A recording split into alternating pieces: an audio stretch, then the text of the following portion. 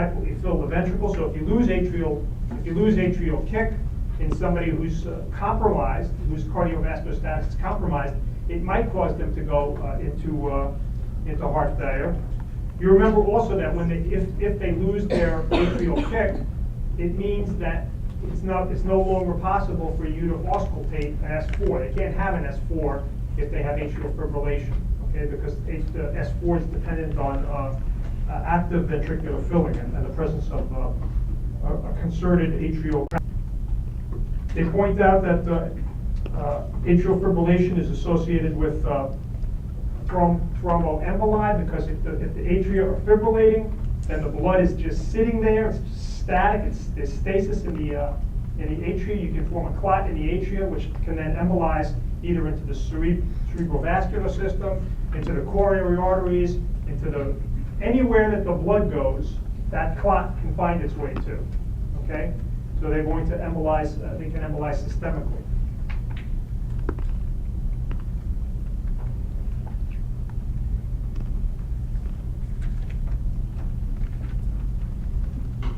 Okay, let's talk about the next rhythm that they discuss, which is AV nodal reentry tachycardia.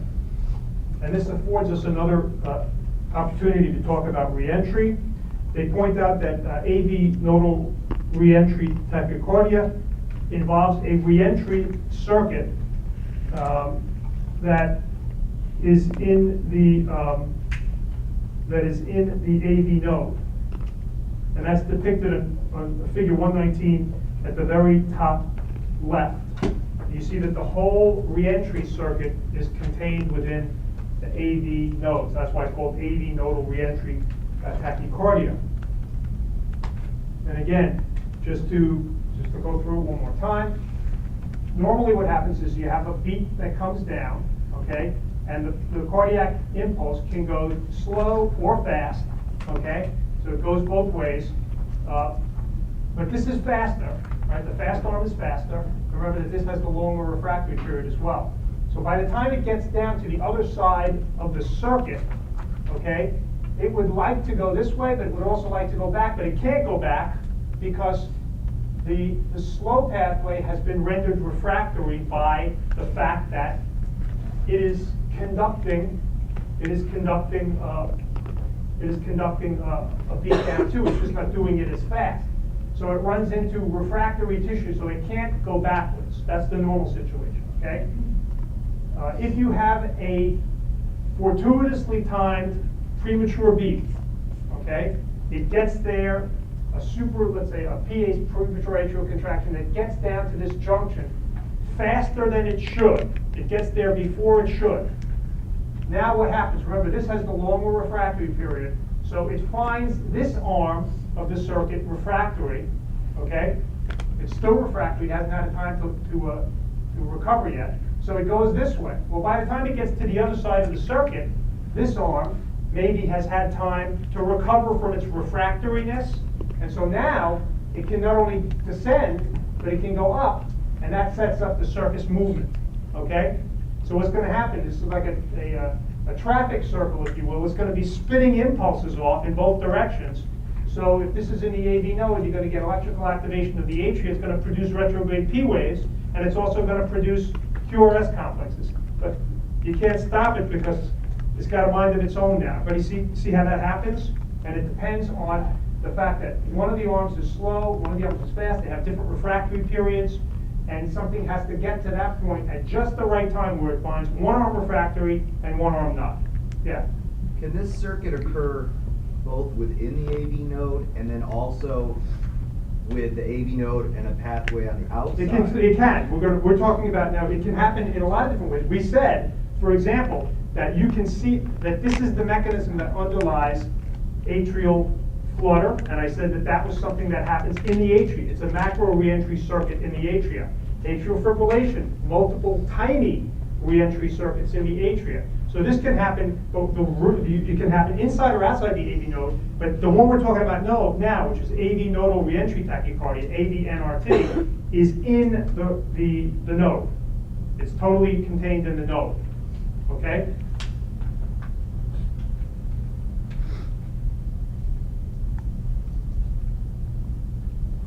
If you're dealing with AV nodal reentry tachycardia, even though it's spitting out these, again, it's causing retrograde P waves or retrograde activation of the atria. The P waves are oftentimes buried in the QRS because they're happening so close to the ventricular depolarization, and so oftentimes you may not see P waves with AV nodal reentry tachycardia.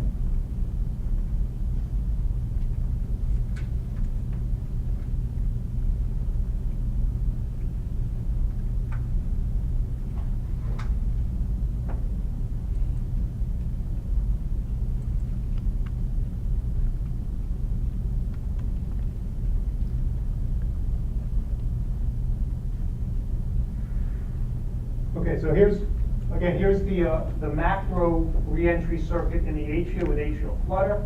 There's atrial fibrillation. AV nodal reentry tachycardia is what we just talked about. Okay, this is atrial tachycardia.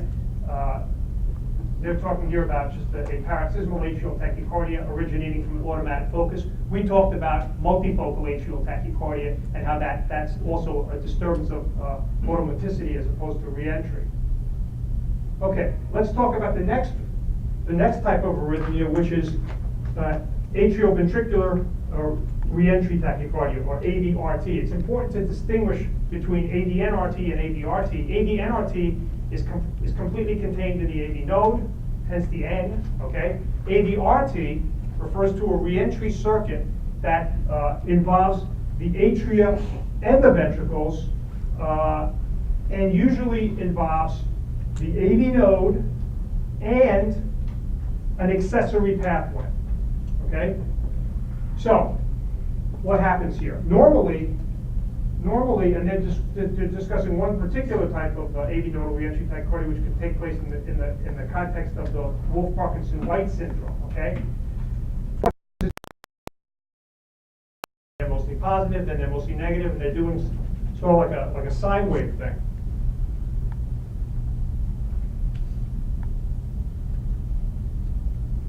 Ventricular tachycardia can happen for a number of reasons. It can happen because of ischemia. So somebody has myocardial infarction or is having an ischemic episode, that can produce it. It can happen because of metabolic abnormalities. So acidosis can produce ventricular tachycardia. Metabolic disturbances of potassium and magnesium can cause ventricular tachycardia. Ventricular fibrillation as well. And ventricular tachycardia, if it's not treated appropriately, it can give rise to ventricular fibrillation. Patients with ventricular tachycardia may have a pulse, okay? Somebody that has VTAC, they can still have a pulse, or they might not have a pulse. So you need to distinguish between whether you're dealing with pulseless VTAC or not, because the approach is going to be different.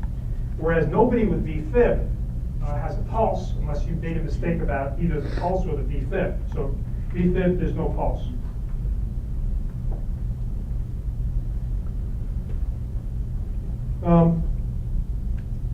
Torsade, which is the polymorphic VTAC, is associated with disturbances that cause a prolonged QT interval. So if we go back, the QT interval goes from the beginning of the Q to the end of the T wave, okay? And a normal QT interval is going to depend on the heart rate. You have to correct it for the heart rate. But if you get a QT interval that is abnormal after you've corrected it for the heart, abnormally long, then those people are predisposed to the development of torsade, ventricular tachycardia, and that can happen for a number of reasons. Again, certain drugs can do it. Metabolic disturbances can do it as well. And some people are just born with congenital long QT syndrome. And that can, again, predispose them to sudden cardiac death.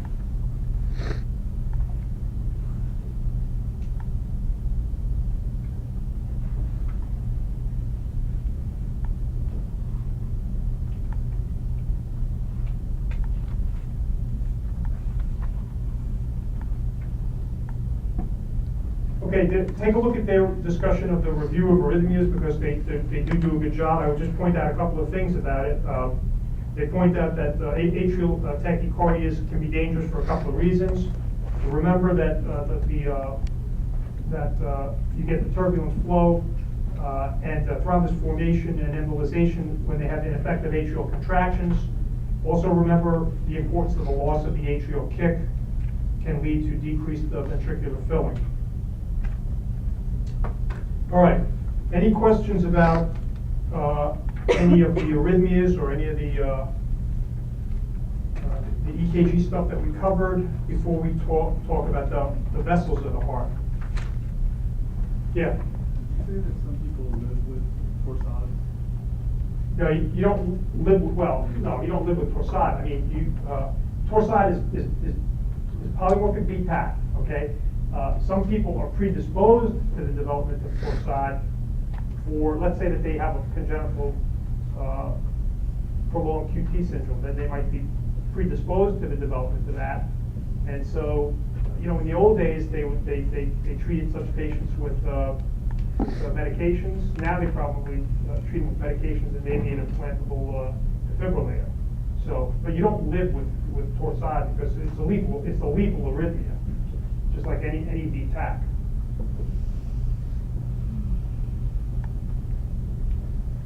Yeah, VTAC, whether it's pulseless or not, is a medical emergency. You need to deal with it, okay?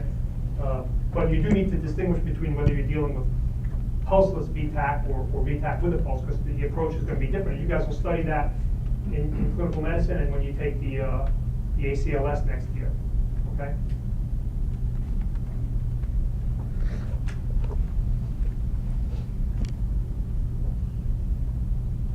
Okay. So the next thing that they talk about is diseases of the cardiac coronary vasculature. And it's usually they talk about angina and myocardial infarction. Of course, those are the clinical syndromes that they can happen for a number of reasons. Most commonly from atherosclerosis, but it doesn't have to be that. So we'll have to keep that in mind during the discussion that angina and myocardial infarction are usually the result of atherosclerosis, but they don't have to be. Other things can cause those syndromes as well. Risk factors for atherosclerosis: diabetes, hypertension, smoking, hypercholesterolemia, and again, you can have other things that can cause those syndromes, including, let's say, a vasculitis that involves the coronary arteries. You can have an embolus, thromboembolism that occludes a coronary artery that can cause myocardial infarction. You can have problems with supply as opposed to demand. So if somebody becomes hypotensive, a tremendous bleeding episode, they're unable to maintain their cardiac output, and the subendocardium is rendered ischemic. So there's different ways for somebody to develop angina or myocardial infarction. It's just that most commonly it's the result of atherosclerotic disease. So that's what they focus on. They distinguish between a couple of different clinical scenarios. The first one is the patient that has stable angina. So the person that has stable angina generally symptomatic at rest, and as they start to exert themselves, they develop angina at a predictable level of exertion. So the patient may report that, well, I can climb, one flight of stairs, but as soon as I try to go up that the second landing, I start to get chest pain. Or I can walk a block, but then I have to stop because I start to get chest pain. Okay, and so again, the thing is that their pattern is predictable and stable. Okay, again, that reflects a problem, an imbalance between supply and demand with exertion. So there's narrowing of the coronary arteries, and that produces the pain pattern. You have to remember though that sometimes to be a good historian, you have to ask the right questions, and you have to understand that sometimes people will modify their routine in order to in order to avoid the problem. So, for example, there was a woman who, she had been to numerous people. They had asked her to, I can't remember what she was being evaluated for, shortness of breath or maybe weakness or something. And she'd been to numerous people, and they'd asked her, do you get any chest pain when you exert yourself? No, no, no. And then she went to see another guy. It was the mother of one of my mentors, and so he wanted his mom to be seen by somebody who was sort of understood to be a very good historian. So she goes to see him, and he said, "Do you get any chest pain when you exert yourself?" "No." "Is there anything that you used to do that you don't do anymore?" And he goes, "Yeah, I don't carry the groceries anymore. I let my husband do that now." Why did you start doing that?" "Well, it was uncomfortable," right? So if you don't ask the right questions, this is a lady that had stable angina, okay? But if you just asked the textbook question and you didn't realize that she might have modified her activity to avoid the discomfort, then you wouldn't pick that up, okay? Okay, so that's stable angina.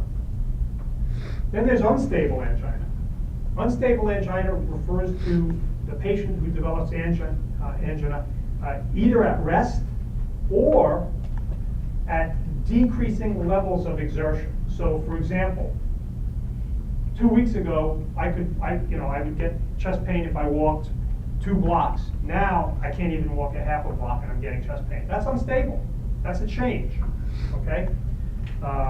So unstable angina refers to angina without exertion, or, as the book puts it, when the level of exertion necessary to cause anginal symptoms decreases. Again, it reflects a later stage in the development of vessel occlusion,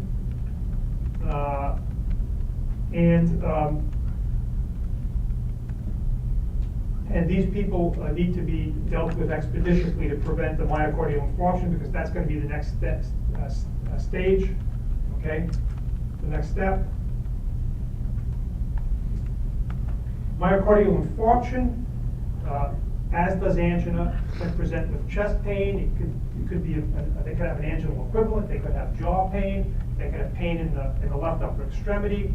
They may complain of diaphoresis, nausea, vomiting, shortness of breath, and if their symptoms persist for, let's say, greater than 20 minutes, then you need to think about the possibility that you may be dealing with myocardial infarction instead of just angina.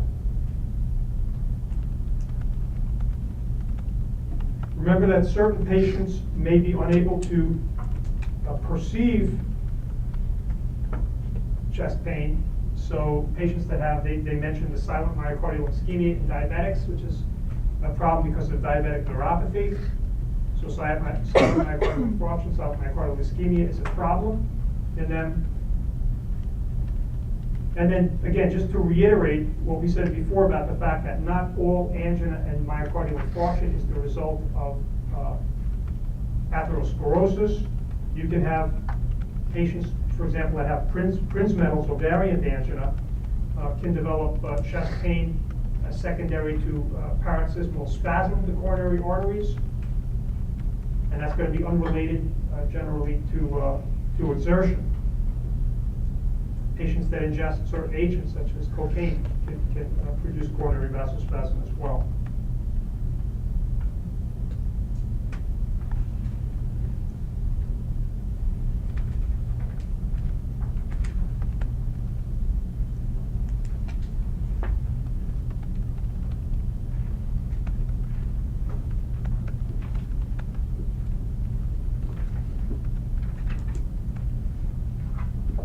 So these conditions can be recognized by historical features, okay?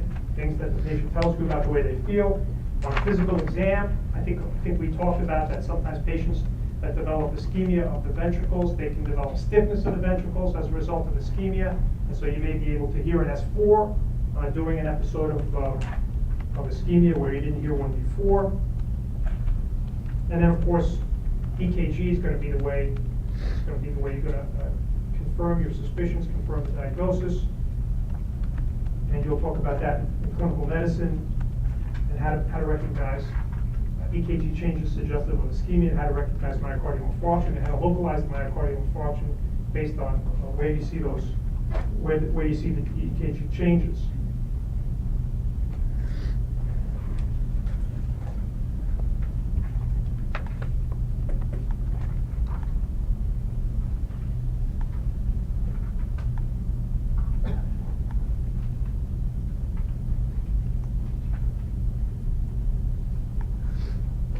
Okay, let's talk a little bit about complications of myocardial infarction. We've alluded to these before, some of them anyway, when we talked about valvular disease, so we can revisit them.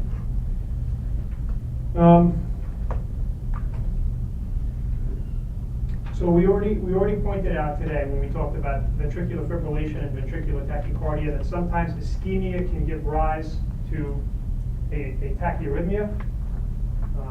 And in fact, I can't remember the exact numbers, but I think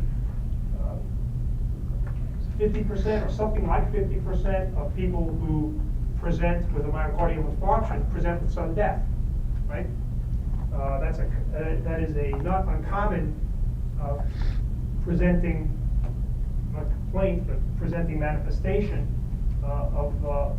they come in, they have a heart attack, boom, cardiac arrest because of ventricular fibrillation, and that's why CPR and ACLS were invented, is to deal with that fact and that population.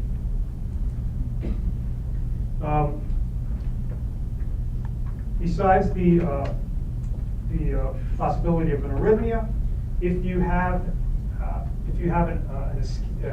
the ischemia progresses to infarction, and you have the death of tissue, of myocardial tissue, then the patient can develop what's referred to as an ischemic cardiomyopathy. So let's say if the normal ejection fraction is going to be 60%, and you devastate a significant portion of the ventricle, the ejection fraction can fall to 50%, 40%, 30%, 20%, what have you. The patient is prone then to the development of congestive heart failure because of a dilated cardiomyopathy. So ischemic cardiomyopathy is a result of myocardial infarction.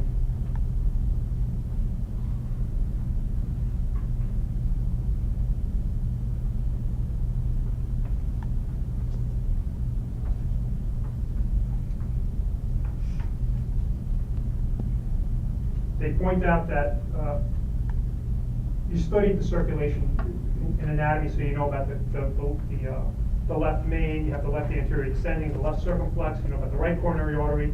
You know that the exact nature of the anatomy depends on whether you're right dominant or left dominant. But if the supply, let's say the right coronary artery, if the blood supply to the right ventricle is compromised, that patient can develop a right ventricular infarction, and if somebody develops a right ventricular infarction, what's going to happen is that the right ventricular output is going to go down, and how's that going to affect the left heart?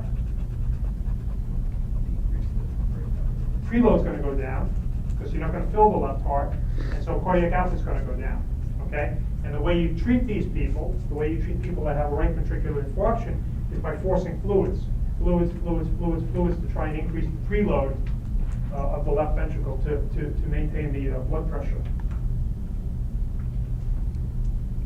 So right ventricular infarction is a particular complication of myocardial infarction.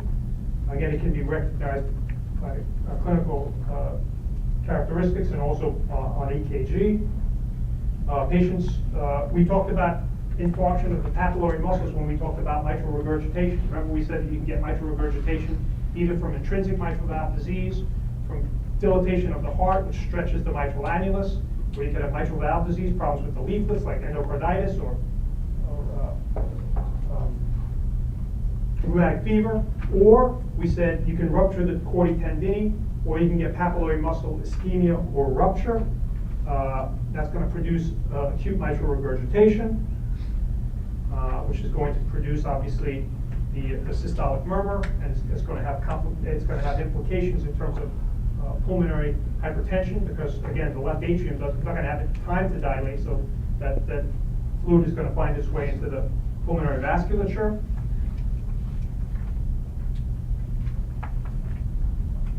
They talk about infarction of the ventricular wall. So let's say that here's the left ventricular free wall over here, here's the septum, here's the right ventricle, and the pericardium is out here, okay? Well, let's say you infarct part of the free wall over here, okay? Normally what happens is that it scars down and you know, structural integrity is maintained. You may get some ballooning out of that area. You may get an aneurysm there, and if you get an aneurysm there, you may get some formation of clot there. So it's a nidus for clot formation, so it can be dangerous in a couple of ways depending on how big it is. But let's say that you infarct the ventricular wall through and through, and then for whatever reason, instead of having time to develop scar tissue, let's say you develop hemorrhage there, and you bleed. What happens is that you get a rupture. Now the entire thickness of the ventricular wall is necrotic. If it ruptures, then the blood, which is under pressure here, right? The left is under pressure in the left ventricle, is going to go out the only place it can go, which is into the pericardial sac. And now you're going to have pericardial tamponade, okay? So we'll talk about pericardial tamponade later on, but these are all things that can happen in patients that have myocardial infarctions and then have a turn for the worse. They seem to be doing okay, and then they have a turn to the worse. And the question is, what's happened? Okay, have they extended their infarct? Let's say that they were infarcting a tiny piece of their ventricle, and then they seem to be doing okay, and then you go to see them, and they're crashing. Well, are they extending their infarct? Are they losing? Is tissue dying that was at risk before but wasn't dead? Okay, so the extension of the infarct. Am I dealing with, and that might involve more left ventricular wall, it might involve right ventricular infarct. Am I dealing with ischemia or rupture of the papillary muscles, problems with the chordae? Am I dealing with a ventricular free wall rupture? A number of possibilities, so you just need to keep all of those things in mind.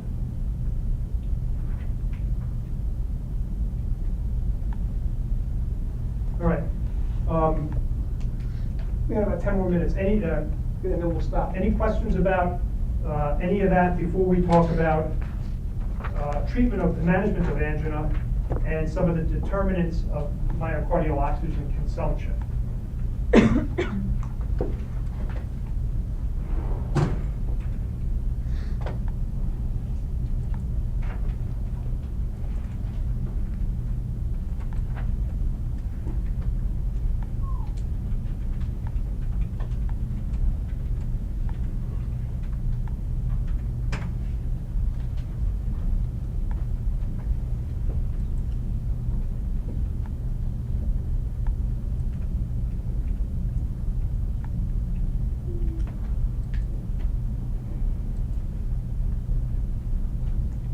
Okay, so let's talk about the determinants of myocardial oxygen consumption. Again, this goes back to supply and demand. Remember we said that angina is the result of an imbalance between supply and demand. Okay, so obviously the way you can deal with an imbalance of supply and demand is to either increase the supply of oxygen to the myocardium, or decrease the demand. Okay, and so that's where that comes in, the determinants of myocardial oxygen consumption. And you remember that the determinants of myocardial oxygen consumption, so we discussed it before, are going to include the heart rate, contractility, preload, and the afterload. Okay, all of those things play a role in terms of how much oxygen the myocardium demands. And what you can look at this, you have this. It's cvphysiology.com. I just Googled determinants of myocardial oxygen consumption, and you'll find this page. But if you look at the slide, at this graph, what it shows you is this is increasing myocardial oxygen consumption on the y-axis, and over here is 0 to increases on the x-axis, okay? And so what you see is that as you increase the heart rate, the aortic pressure, which is the afterload, or contractility, inotropy, you see that the myocardial oxygen increase goes up at 45-degree angle. It goes up almost one to one. Okay. What you see is that the stroke volume, the preload, okay, has a much less. It has an effect, but it's much less of an effect than the others does. I think it says in here about 25%. It has 25% of the effect of these other determinants. So not all of these determinants are created equal. Heart rate, contractility, and afterload, very important. Preload, less so. Okay, so just take a look at that, make sure and satisfy yourself that that is in fact the case. In terms of management of angina, obviously, if you're dealing with somebody that has that syndrome because of underlying coronary artery disease, you want to manage the risk factors. So if they're smokers, you can get them to stop smoking. You want to make sure that their diabetes is adequately controlled. If they're hyperlipidemic, have you discussed management of hyperlipidemia? If not yet, you will. And you'll see that patients that have coronary artery disease have different targets in terms of their cholesterol than patients who don't have coronary artery disease, and they're treated a lot more aggressively.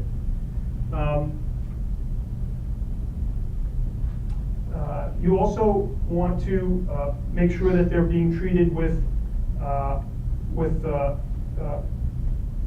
antiplatelet agents, because remember the terminal event in the patient that has atherosclerosis, who's at risk for myocardial infarction, is plaque rupture and then sticking of platelets to the ruptured plaque, and that is going to occlude the lumen, what's left of the lumen, and cause myocardial infarction.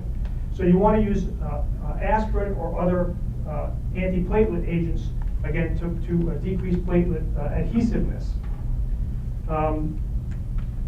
Once you've dealt with all of those things, you've dealt with the underlying atherosclerotic process, then you want to see if you can affect the supply-demand imbalance. And so there's a couple of options that are open to you, including the use of beta blockers, calcium blockers, the use of nitrates. We'll talk about that in a little while, which have a couple of different effects, including venodilatation, coronary artery vasodilatation, and dilatation of the arterioles. So it can affect the cardiac oxygen requirements in multiple ways. Interestingly, ACE inhibitors, they're used in patients that have myocardial infarction to prevent remodeling and to prevent the development of congestive heart failure. They're used in congestive heart failure, but they're really not used in the management of angina. Converting enzyme inhibitors are not used in the management of angina pectoris.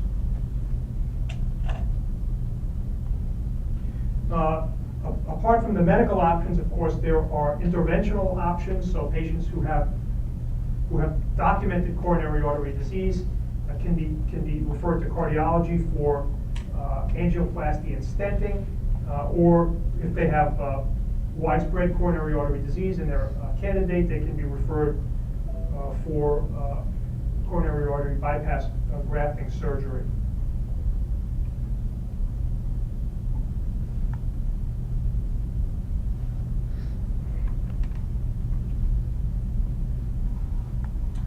Okay.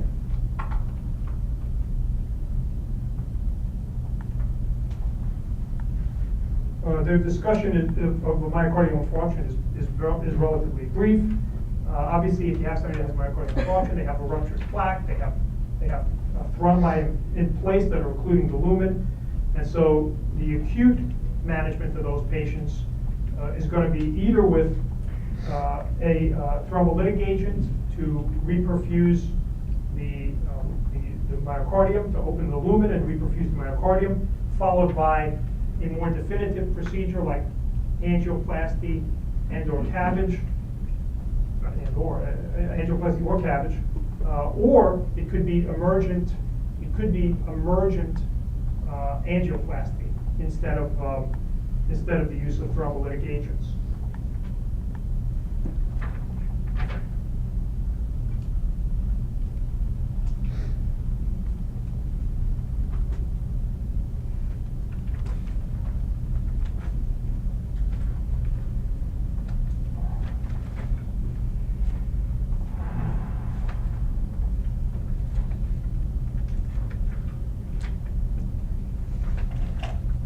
Okay, I'm gonna stop there. We have